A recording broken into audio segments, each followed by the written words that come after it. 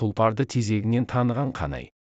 Күндердің бірінде қазақтың атақты атбегі әрі сыншысы Толыбай қайтыс болып, оның енді ғана 10 жасқа толған Қанай деген ұлы бір байға малай болып, жылқы бағып жүргенде елдеріне жау шауып, қаршадай Қанайды жау қалың жылқымен бірге байлап алып кетеді.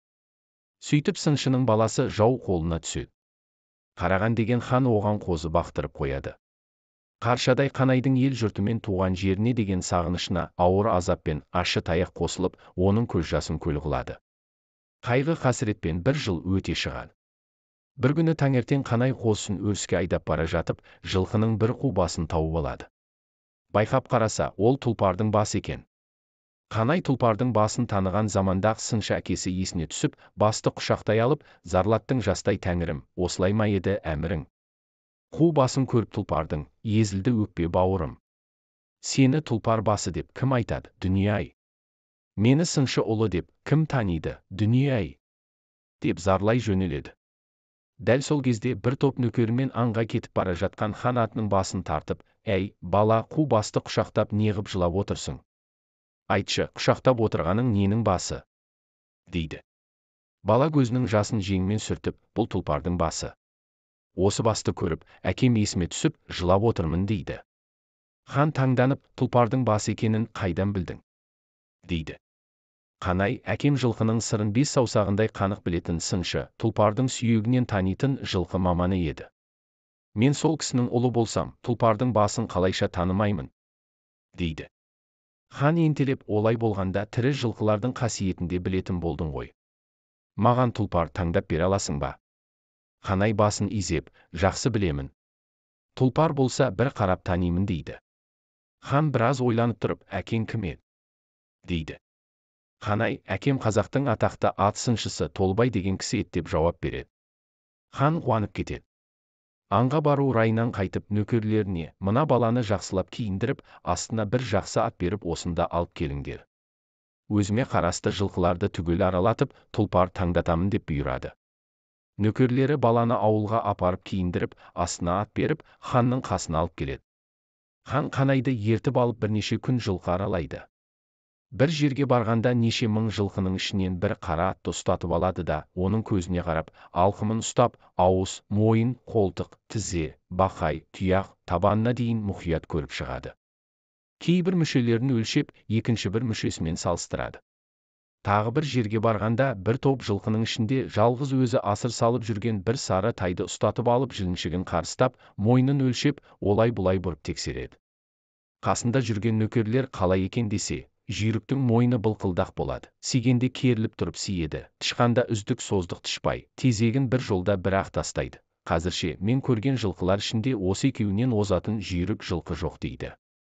Қуанышы қойнына симаған хан, бұл екеуі неше жылдан бері бәйге бермей жүрген Мошанның күрең аты мен Қаленнің қара атынан озала ма? Деп сұрайды. Қанай оған, ол аттарды мен көргенім жоқ қой. Егер ол аттарды көрсем, қайсыларының озатын деп басып айтып берер едім. Бүгін сонша көп жылқы көрсемде көзіме бір тұлпар түспеді дейді. Хан басын изеп, тұлпарды бір көргенде-ақ танисың ба? Дейді. Қанай, жал құйрығын отап, арықтатып, қу тулақ қып тастаса да танимын дейді берік сеніммен. Қанайдың сөзі ханға ой салады. Ол қалайда бір тұлпар табуға бекиді де өзіне қарасты елдерге, жылқы атауларын түгел жиып әзірлік көріп тұрсын. Жиналмаған бірде бір жылқы баласы қалмасын, жылқысы толық жиналмағандар ауыр жазаланады деп жарлық шығарады. Сөйтіп хан қасына Қанайды ертіп алып өзіне тәуелді елдің жылқысын түгел аралап шығады. Бірақ тұлпар табылмайды. Тұлпар табудан үміті үзілген хан еліне қайтады. Бір жерге келгенде сылдырап ағып жатқан бір шағын өзеннің бойына түсіп, аттарын байлап, өздері ағаш саяларында демалып отырады. Бір кезде Қанайдың алдынан иттің басындай үлкен аттың жас тезегі ағып өте беріпті. Оны көзі шалып қалған Қанай орнынан атып тұрып, суға етігімен қарғып түсіп, жас тезекті алып шығып, сүйінші, хан Алдияр, сүйінші. Тұлпар табылды дейді. Хан таңданып, мұнда қайдағы тұлпар? Дейді. Қанай қолындағы жылқының жас тезегін көрсетіп, міне, хан Алдияр. Мынау осы қазір ғана тасталған тұлпардың тезегі. Осы судың жоғарғы жағында тұрған болу керек дейді. Хан оған сенбей, әй, байғұс-ау, оның не ерекшелігі бар? Оның бәрі бір жылқының жас тезегі ғой. Қанай ханға таяй түсіп, бұл нақ тұлпардың тезегі. Тұлпардың қаса сүйегі кең, ішегі жуан болатындықтан, мынадай жуан, мынадай үлкен тезекті әдеттегі жылқылар тастай алмайды деп қос шеңгеліндегі тезекті жерге тастағанда, тезек бөлінбей, алып құмырсқаның илеуіндей болып төңкеріліп түсіпті.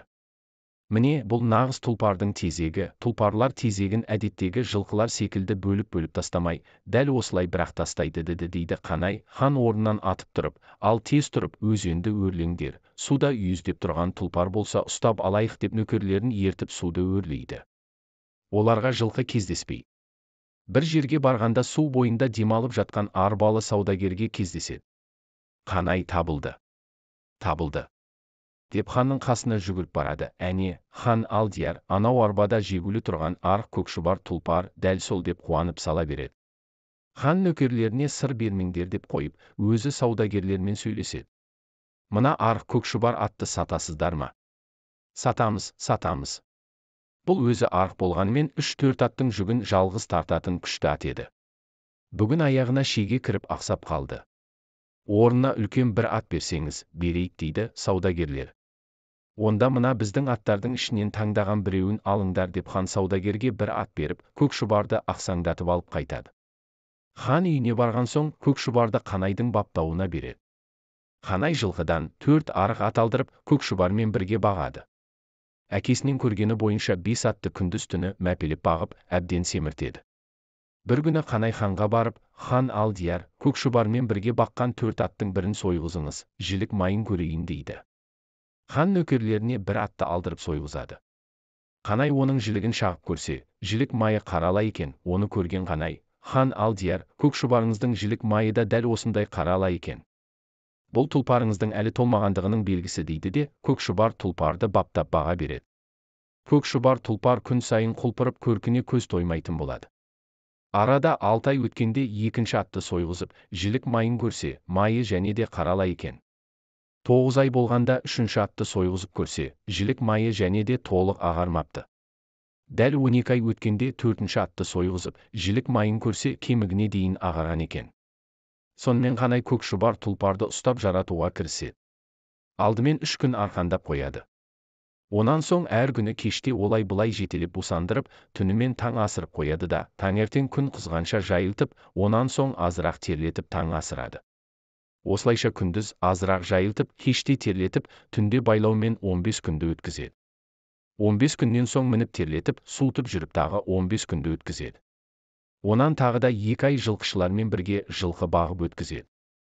Көкшұбар тұлпар әбден жарайды. Күндердің бірінде көрші елдің ханы ат шаптырып, ұлы дүбір той өткізеді екен. Бәйгеге 500 жылқы тігіпті деген хабар келеді. Қараған хан 100 жолдасын ертіп, көкшұбар тұлпарын жетелеп сол тойға барыпты. Тойда 5000 ат қосылған ат шабыс болыпты. Ат шабыс аралығы 200 шақырым болғандықтан, ат айдаушылар аттарды бір күн бұрын айдап кетіпті. Қанай көкшұбар тұлпарға өзі мініпті. 2 дағар, 1 арқан, тағы бір бұрау алыпты. Кетерінде ханға, хан Алдияр, жігіттеріңіз сақ тұрсын. Көкшұбар сөзсіз алдымен келеді.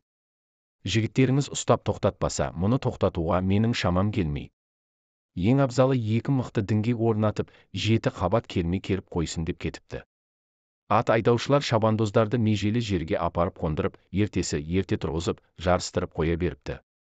Сыншының баласы Қанай астына 2 дағар құмды теңдеп, шапқанда қопаңдамау үшін арқанмен тартып байлап, бұрау салып алады да, жел жаққа шығып алып, көкшұбар тұлпарын қоя береді.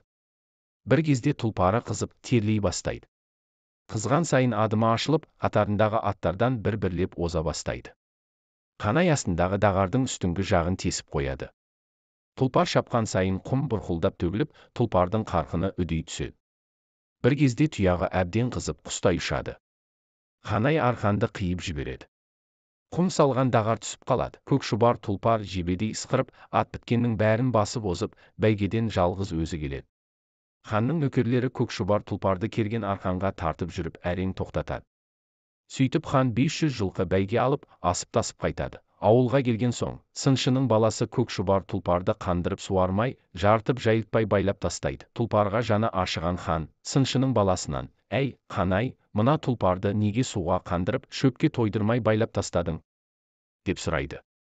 Қанай күліп, тұлпарыңызды суға қандырмаған себебім, қатты қиналған ат бір жолда суды қанып ішетін болса, денесі босап, ажары қайтады да қайта оңалмай жүнін тастайды.